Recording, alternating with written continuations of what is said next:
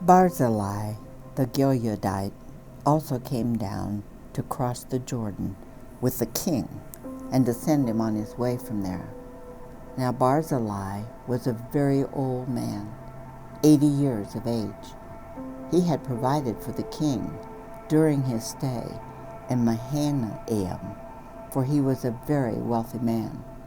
The king said to Barzillai, "Cross over with me and stay with me in Jerusalem, and I will provide for you." But Barzillai answered the king, "How many more years will I live, that I should go up to Jerusalem with the king? I am now 80 years old. Can I tell the difference between what is good and what is not? Can your servant taste what he eats and drinks? Can I still hear the voices of men and women singers? Why should your servant be an added burden to my lord the king? Your servant will cross over the Jordan with the king for a short distance. But why should the king reward me in this way? Let your servant return, that I may die in my own town, near the tomb of my father and mother. But here is your servant Kimham. Let him cross over with my lord the king. Do for him whatever pleases you." The king said, "Kimham shall cross over with me, and I will do for him whatever pleases you, and anything you desire from me I will do for you." So all the people crossed the Jordan, and then the king crossed over. The king kissed Barzillai and gave him his blessing, and Barzillai returned to his home. When the king crossed over to Gilgal, Kimham crossed with him. All the troops of Judah and half the troops of Israel had taken the king over. Soon all the men of Israel were coming to the king and saying to him, "Why did our brothers, the men of Judah, steal the king away and bring him and his household across the Jordan, together with all his men?" All the men of Judah answered the men of Israel, "We did this because the king is closely related to us. Why are you angry about it? Have we eaten any of the king's provisions? Have we taken anything for ourselves?" Then the men of Israel answered the men of Judah, "We have 10 shares in the king, and besides, we have a greater claim on David than you have. So why do you treat us with contempt? Were we not the first to speak of bringing back our king?" But the men of Judah responded even more harshly than the men of Israel. Now a troublemaker named Sheba, a Benjamite, happened to be there. He sounded the trumpet and shouted, "We have no share in David, no part in Jesse's son. Every man to his tent, O Israel." So all the men of Israel deserted David to follow Sheba. But the men of Judah stayed by their king all the way from the Jordan to Jerusalem. When David returned to his palace in Jerusalem, he took the 10 concubines he had left to take care of the palace and put them in a house under guard. He provided for them, but did not lie with them. They were kept in confinement till the day of their death, living as widows. Then the king said to Amasa, "Summon the men of Judah to come to me within 3 days, and be here yourself."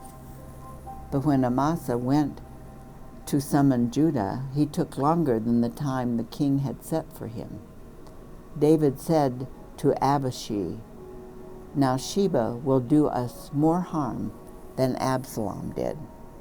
Take your master's men and pursue him, or he will find fortified cities and escape from us." So Joab's men and the Kerethites and Pelethites and all the mighty warriors went out under the command of Abishai. They marched out from Jerusalem to pursue Sheba. While they were at the great rock in Gibeon, Amasa came to meet them. Joab was wearing his military tunic, and strapped over it at his waist was a belt with a dagger in its sheath. As he stepped forward, it dropped out of its sheath. Joab said to Amasa, "How are you, my brother?"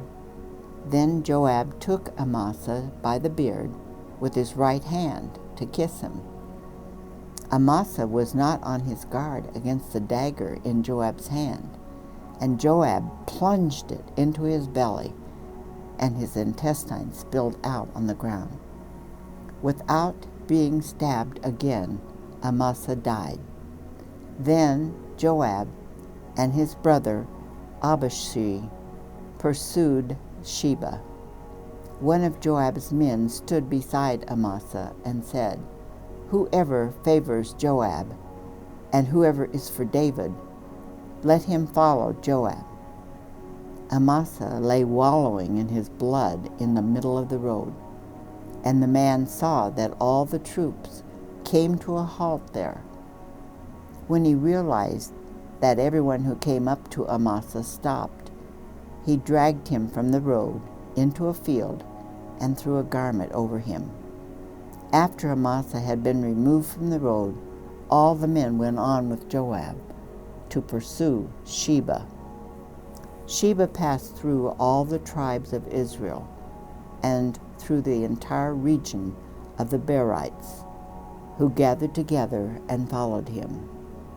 All the troops with Joab came and besieged Sheba. They built a siege ramp up to the city, and it stood against the outer fortifications. While they were battering the wall to bring it down, a wise woman called for the city.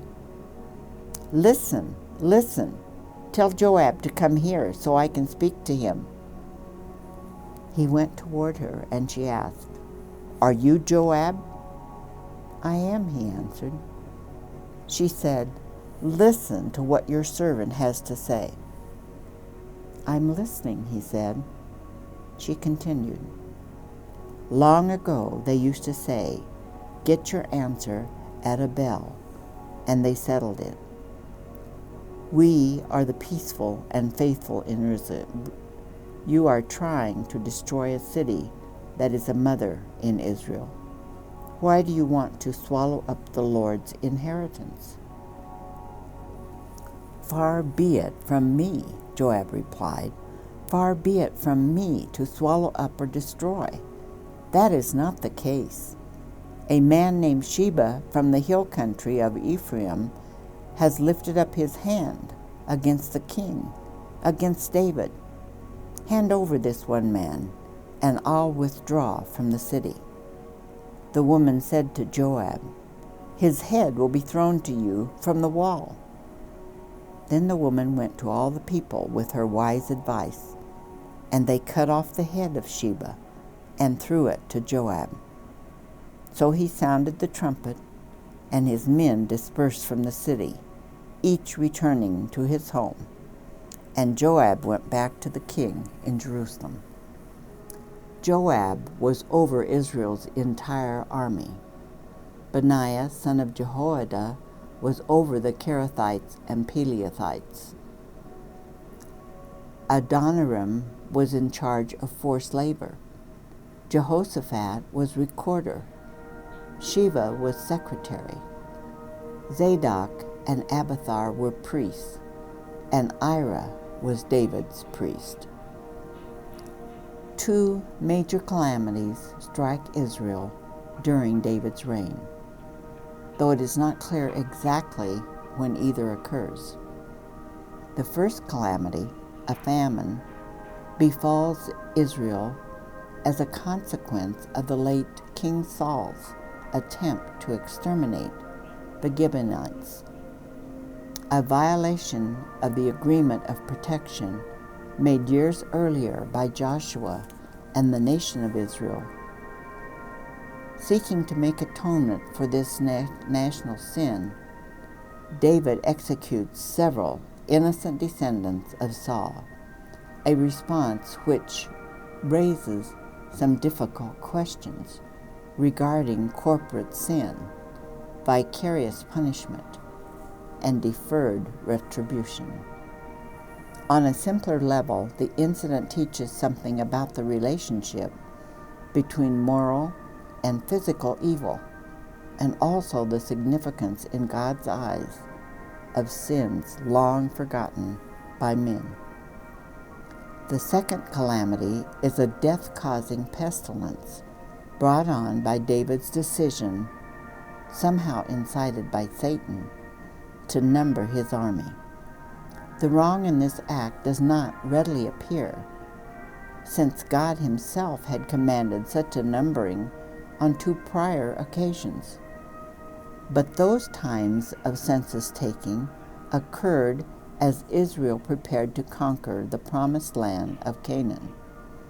With the nation of Israel basically secure at this point, David's motive for ordering such a count could perhaps be seen as selfish ambition for aggressive expansionism. Perhaps in his older years, the heady wine of power and influence has greatly changed David from the humble shepherd boy who once felt total security in having only 5 small stones to fling against his adversary. And yet, even now, David's redeeming quality is his genuine sorrow for his sins and his willingness to confess them. It should also be noted that God forgives David in the same way that David has forgiven Saul and the many others who have wronged him. During the reign of David, there was a famine for 3 successive years. So David sought the face of the Lord. The Lord said, "It is on account of Saul and his blood-stained house. It is because he put the Gibeonites to death."